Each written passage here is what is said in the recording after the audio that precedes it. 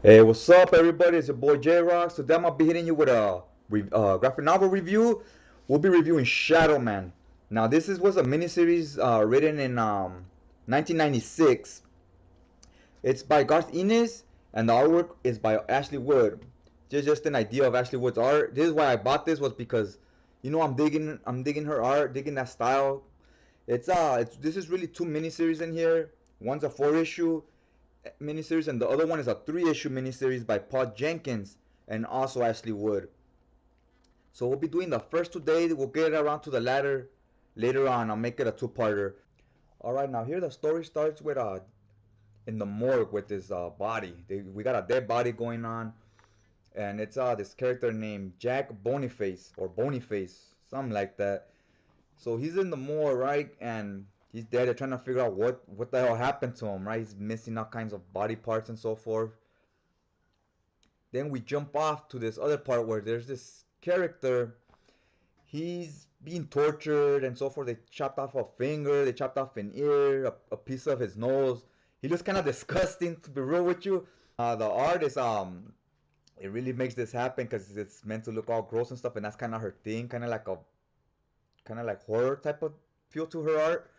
So yeah, so we got that going on, right? It's like, I guess, some type of organized crime, like some type of mobsters or something over here in New Orleans. I like what they do with the colors here. More here. There's this company called Atomic Paintbrush. That's what it says did the coloring. So I guess it's like a digital coloring, digital art company. But Ashley Wood's art usually doesn't have a lot of colors to it. Here it does, and it gives it that whole it gives it a whole different type of vibe, and I'm digging it because this story's set in New Orleans, right? So it's with the swamps and all that stuff down there, and I think it kind of captures that type of feel with voodoo and all that type of stuff, right? So as all this torturing is going down, our main protagonist, his name's Zero. He makes his first appearance. He's a hitman, and he's over here trying to I wouldn't necessarily say he's here to save this guy, but he's here to kill these other rival mobsters or whatever. So once he leaves, we start touching on his story. He's at this bar and he has no friends because he's a hitman. He has to lay low. Like, the less people know he even exists, the better. He's very like straightforward. He's kind of mysterious. You don't know much about him at first. And turns out Shadow Man is an entity. It's not one person. It could be one person. The next day it could be someone else. It takes over like someone's soul, something like that, right? So there's this place called Dead Side. That's where people go after they die. So it's been established here. They're letting this guy Zero know down the road. They start letting him know that doesn't matter what you do in life. Do whatever the fuck you want, right? Like, whatever you do in life, you're gonna be punished for it in your life during your lifetime. You're not gonna be punished for it once you die, because once you die, there's no heaven, there's no hell. So that you just go to this place called Dead Side where you're just kind of like a mindless zombie walking around. So whether you were good or bad, you're all gonna end up in the same place. So that's important to know, that live your life the way you want to and face the consequences while you're alive. That's basically what they're getting at right here. And like I was telling you about Zero, he goes to this bar a lot, right? So he has no friends or anything, and in this bar, the only person that really kind of knows him is the bartender. He's the only one that pretty much knows who he is and so forth. And the in the beginning there was this dead body. So this person used to be a shadow man. Once he died, they tried to make him shadow man, but this character wasn't like a fighter or anything like that. So he failed at being shadow man. He couldn't do what shadow man basically. He protects the night from he wants to keep it like very like, I don't want to say mundane, but he wants to keep it balanced. Like, he doesn't want it to get out of control. Nobody taking over the nightlife or whatever, or the dead side, the afterlife. And that's Shadow Man's job. So the previous Shadow Man couldn't get it done. He didn't have the skills for it, and that was Jack Boniface. So he still sticks around, and he somehow gets a hold of Zero, lets him know, look, I couldn't be Shadow Man, but maybe you can. Maybe you got what it takes. You're an assassin, right? You're a hitman, whatever. So you probably have the talent, you know how to fight karate and all this other stuff, right? Then we get introduced to these other characters. They're called the Dead Men. It's some guy called 8 Ball. He has his eyes are two 8 balls from pool. You got this guy called Jawbone. He has no jaw. Just the after the top half, you just see the tongue sticking out. He looks real gross, like kind of creepy. Then you got this other guy named Toss. He's a big fat guy. So those are the Dead Men, and their leader is this guy called Tommy Lee Bones. Now he's the badass. He's pretty cool in the story. He's pretty sick. I guess he's kind of like he used to be some kind of mobster or something before, so he still has brings his crew along with him in the afterlife. You get introduced to them. They're out running amok all over New Orleans because they're looking for the Shadow Man. Before he gains experience and knows how to be Shadow Man, they want to murk him real quick, send him back to the dead side, to the afterlife, so he could stay there. So they're over here looking for him, and every time when they introduce each character, it kind of introduces how they died, how they became who they are now in the afterlife. Now, some characters have the ability, like Shadow Man being one, to bounce back and forth from regular normal life to the afterworld and back to the normal life. They could go back and forth. So not everybody can do that. Though those people are like kind of special. And this guy Tommy Lee Bones is a badass. He can do that, and he's very powerful. First issue, we basically just get introduced to all the players, right? Not much happens, but we get to know who everybody is, and we know that Zero, when I tell him, "Do you wanna be Shadow Man?" He's like, "Fuck that! Like I ain't having any of that. Like I'm cool. I'm straight. I don't even want to bother with your little problems."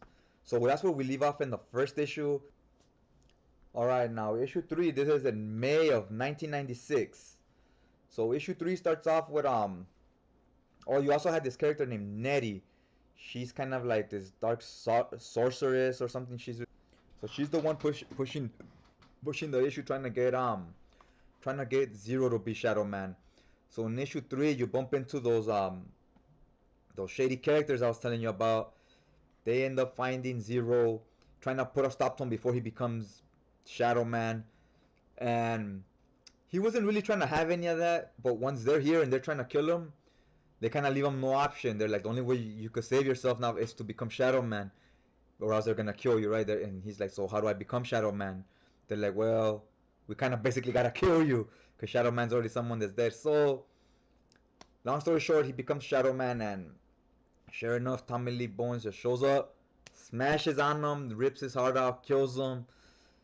And the good thing is he became Shadow Man just in time. So when he does this to him, he wakes back up, and they're like, "What the fuck? He's not dead." It's like, yeah, he became Shadow Man. Once you become Shadow Man, you're already dead. So you can't kill what's already dead, right? But what you can do is kind of close a portal so he doesn't go from the dead side slash afterworld to the normal world and back and forth. Kind of stupid because it's kind of the same shit. It's like, okay, you killed them because you kept them there, like they did to every other normal person once they die. So yeah, that's what they're trying to do. I notice here I like Ashley Wood's art, but in the fight scenes, I feel like they're not the strongest. She's good at making creepy, weird art, creepy characters, but the way movement, the way the characters move and so forth when they're in action scenes and fight scenes, to me, it's not the most dynamic. It's not that exciting. If there's a weak part in her game, that would be it. Jack Boniface, who now is just like a snake with a skeleton head, that's his body.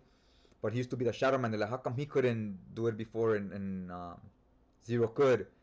They're explaining how Jack Boniface he never quite embraced the idea of Shadow Man or of Dead Side. Here's where we gotta get into some character building, some character development. You give a rough rundown of the origin of the characters, but not much else. No backstory or anything. So we got a little bit on Jack Boniface, and now we're getting a little bit on Zero. We find out why he has no friends or anything.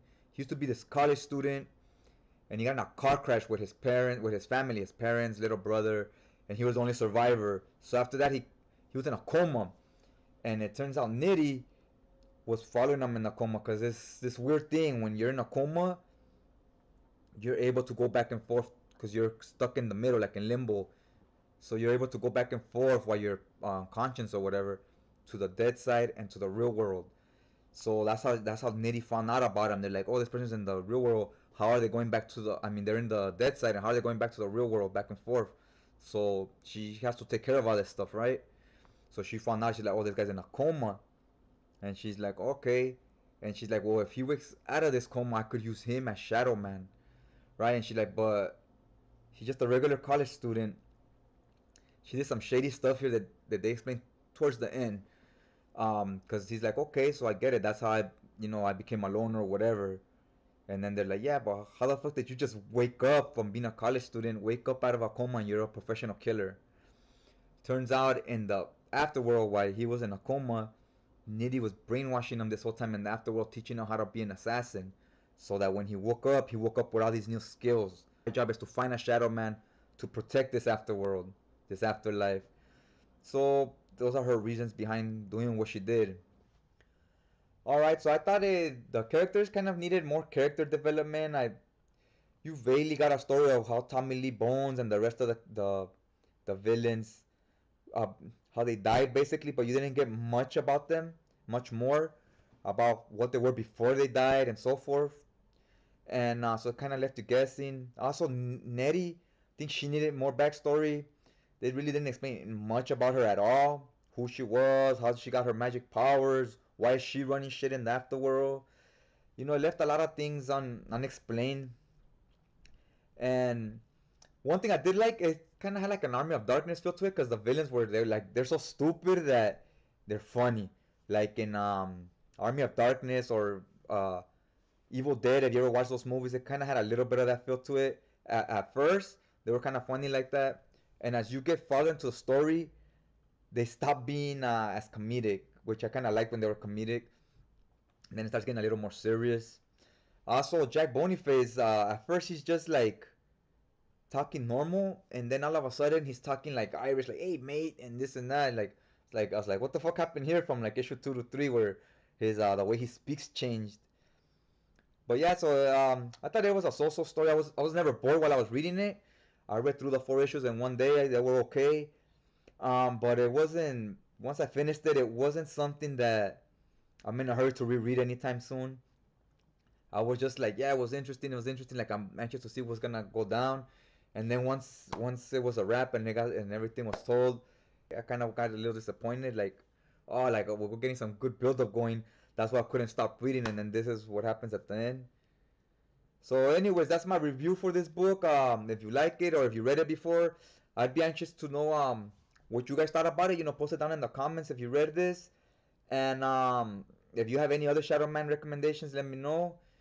I guess that's about it. That's all I got for today, and I'll just check you guys out next time.